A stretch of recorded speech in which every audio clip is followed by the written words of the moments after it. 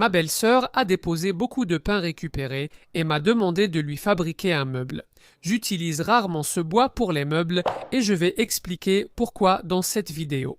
Mais d'abord, je dois traiter tout ce bois et voir quelles pièces sont utilisables. On a une vieille porte en pin abîmée, un meuble ancien à porte vitrée dont le créateur n'a pas pensé au mouvement du bois sur le dessus. Il y a aussi une petite fenêtre étrange sur un côté. Je me demande à quoi elle servait.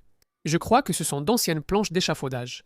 Il y a aussi des morceaux d'architrave, de vieilles lames de parquet en pitch-pin au beau grain serré, et ces morceaux sont des chutes de porte. Tout ça va finir en bois de chauffage. Donc, je commence avec ce meuble. Et en fait, c'est ce que ma belle-sœur utilisait comme meuble temporaire sous sa télé, à l'endroit même où le meuble que je vais construire dans cette vidéo est censé aller pour le remplacer. Elle voulait un meuble adapté à l'espace, avec de nombreuses étagères ouvertes disposées aléatoirement, tandis que je souhaitais en créer un assorti aux autres meubles proches. Donc, en gros, une ambiance rustique en pin, mais avec une touche contemporaine. Pendant que je prépare ce bois, je vais expliquer la première des 7 raisons pour lesquelles je ne fabrique pas de meubles en pin. Celle-ci est très personnelle. Quand j'ai commencé à fabriquer des meubles il y a environ 12 ans, le pin était tout ce que je pouvais trouver. Et après peut-être 5 ans à n'utiliser que du pin, c'est devenu un peu ennuyeux. J'ai toujours principalement utilisé du bois récupéré pour mes projets, et le pin était toujours facile à trouver, alors que les bois durs, surtout les essences les plus nobles, étaient beaucoup plus difficiles à dénicher.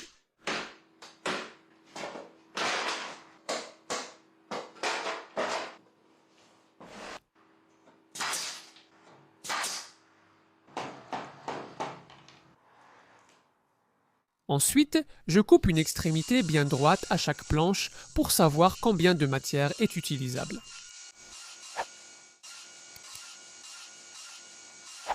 Et ensuite, j'organise les planches en tas selon leur épaisseur. Je peux mesurer chaque planche et tout noter dans un carnet pour voir ce que je peux concevoir avec le bois disponible. C'est alors que je me suis fixé une mission personnelle. Pourrais-je construire tout cela avec juste le bois que j'ai ici ? Cela semblait peu probable vu la taille du projet, mais ce serait amusant d'essayer. La deuxième raison pour laquelle je n'ai pas tendance à travailler avec du pin, c'est parce que je ne suis pas fan de l'apparence des nœuds et des imperfections qu'il a généralement. Il est rare de trouver une belle pièce de pin au fil droit sans aucun défaut.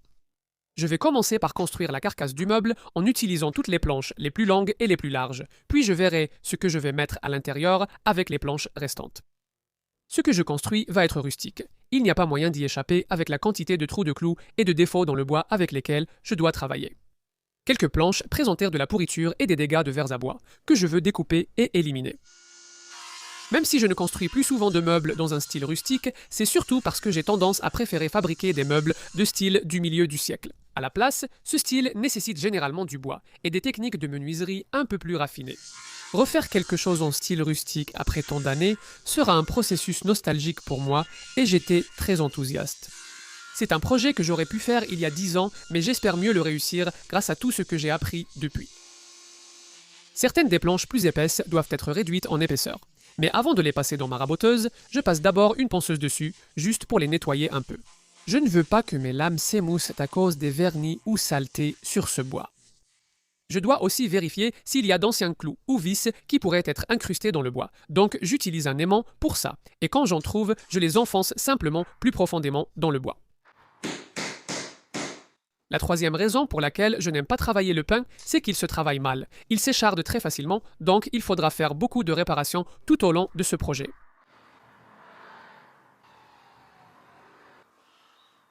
C'est aussi bien plus tendre et moins dense que les bois que je préfère. Ainsi, en serrant avec un serre-joint, on obtient souvent des marques comme celle-ci. J'aurais dû utiliser une cale de protection par-dessus pour protéger le bois. Maintenant, je vais devoir poncer ça, parce que je n'aime pas l'aspect que ça donne. Une fois que ces planches seront rabotées à la bonne épaisseur, les faces seront propres, presque trop propres pour le côté rustique de ce projet, mais comme le pin est très tendre, il va vite se rayer et prendre du caractère. J'ai volontairement laissé cette planche avec des assemblages traversants sur le panneau supérieur pour qu'il soit visible, pour accentuer le caractère rustique. Je souligne que le bois est récupéré et porte une histoire. J'utiliserai des dominos pour aligner les planches. L'alignement ne sera jamais parfait sur ces planches parce que je n'ai pas usiné à nouveau les deux faces car je voulais conserver le caractère. C'est à peu près aussi chronophage que ces projets peuvent l'être, surtout avec du bois récupéré comme celui-ci. Ce n'est pas parce que ce sera rustique que ce sera plus rapide ou plus facile à fabriquer.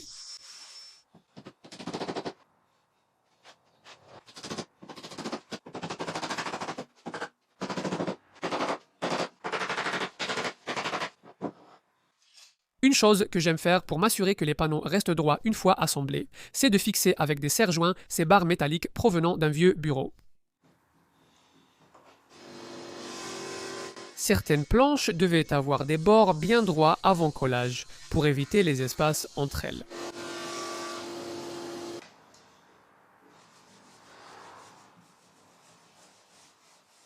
Chaque panneau est pensé uniquement là où c'est nécessaire. D'abord avec un grain 80, puis 120 pour préserver au maximum son précieux caractère. Certaines des planches étaient tellement rugueuses que j'ai même dû utiliser une ponceuse à bande avant la ponceuse excentrique, juste pour les rendre plus lisses et plus régulières plus rapidement. Une autre raison pour laquelle je n'aime pas utiliser le pin, c'est la variation de qualité entre les différentes espèces, ce qui va représenter un grand défi à relever pour ce projet. L'épicéa est idéal pour la construction, mais sa tendreté et sa croissance rapide le rendent sujet à la torsion et au gauchissement, surtout comparé à un pin rouge ou à un pitch pin de bonne qualité. L'épicéa est bien plus blanc et, même en fonçant avec le temps, il ne ressemblera jamais à ces vieilles planches sans aide. J'ai donc sorti mes cires teintées et commencé des essais. Cette cire chêne moyen de Libéran était la meilleure couleur, avec toutes les nuances brunes vieillies et subtiles que je voulais, sans ton jaune ou orangé prononcé. Une fois la cire sèche, c'est parfaitement assorti. Je pouvais aussi atténuer la couleur avec du papier de verre si besoin. Et cela m'amène à la 5e raison pour laquelle je n'ai pas tendance à utiliser du pin.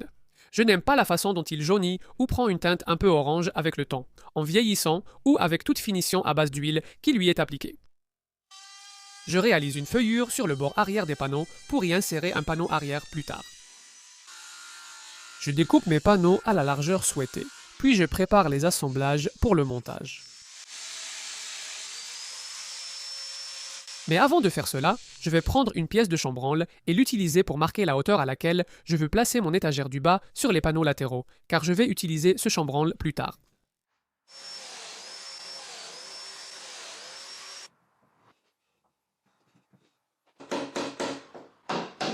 Je vais assembler les panneaux latéraux et le bas pour l'instant. Je prévois un accès par le dessus pour l'installation future, et j'utilise une planche maintenue par un serre-joint pour assurer un espacement régulier en haut et en bas.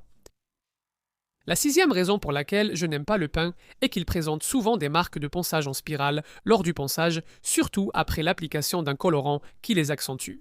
C'est ce qui s'est produit sur cette planche. Il faut donc poncer davantage ici, ce qui n'est jamais idéal.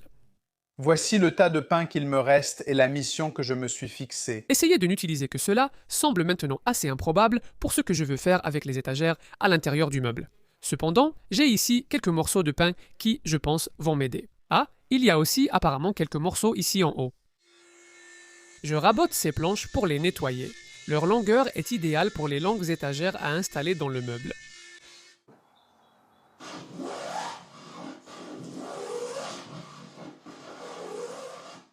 Pour les bords, je ne vais pas les arrondir, je veux juste les adoucir de façon un peu irrégulière. Bon, j'ai sorti le reste des morceaux de bois dont j'aurai besoin pour fabriquer les étagères qui seront à l'intérieur de ce meuble. Donc, il me suffit de les coller pour en faire des panneaux. Et j'ai décidé que ce que je veux faire à l'intérieur ressemble à ça. C'est un motif un peu aléatoire, mais il est aussi symétrique en diagonale, ce qui veut dire que ces pièces et ces pièces sont toutes identiques. Ça semble un peu aléatoire, mais aussi bien équilibré, je trouve. Après avoir collé le reste des panneaux pour les étagères et les avoir découpés à la bonne taille, je peux assembler le composant intérieur.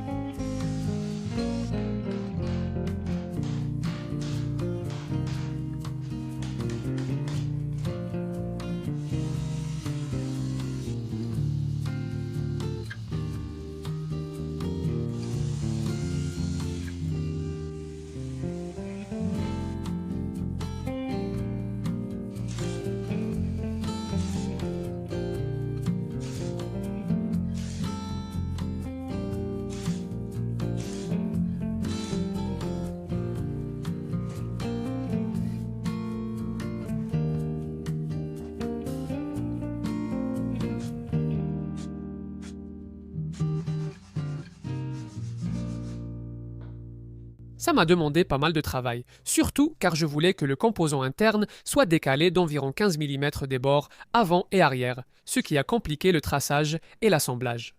Quelque chose me gênait. Les morceaux de pain de ma collection paraissaient trop propres par rapport au reste du bois. J'ai donc percé quelques trous avec un pointeau et ajouté de la cire colorée. Le panneau supérieur étant inégal en couleur, j'ai appliqué de la cire colorée sur les zones claires, puis estampé avec de la laine d'acier et de la cire incolore pour harmoniser l'ensemble. Une fois sec, j'étais bien plus satisfait. Le reste du meuble a reçu une couche de cire incolore. Et vous voyez ici que j'ai ajouté quelques tasseaux en haut, simplement pour offrir plus de surface de collage lorsque j'ai fixé le dessus.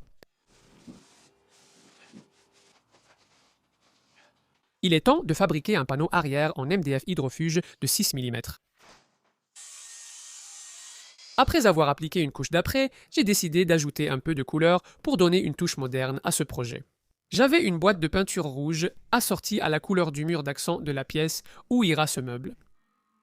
N'étant pas sûr que ma belle-sœur aimerait, j'ai préféré fixer le panneau arrière avec des vis plutôt que des clous, au cas où il faudrait l'enlever et le repeindre, et continuer à regarder pour savoir très bientôt si ça lui a plu ou non.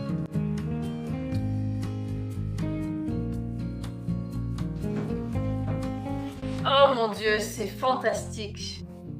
Ah mon Dieu, tu es maligne, c'est vrai. Oh mon Dieu, et les couleurs sont fabuleuses. Je me suis dit que ça irait avec ton mur rouge. 100% oui. Voilà, une belle sœur heureuse. Merci d'avoir regardé.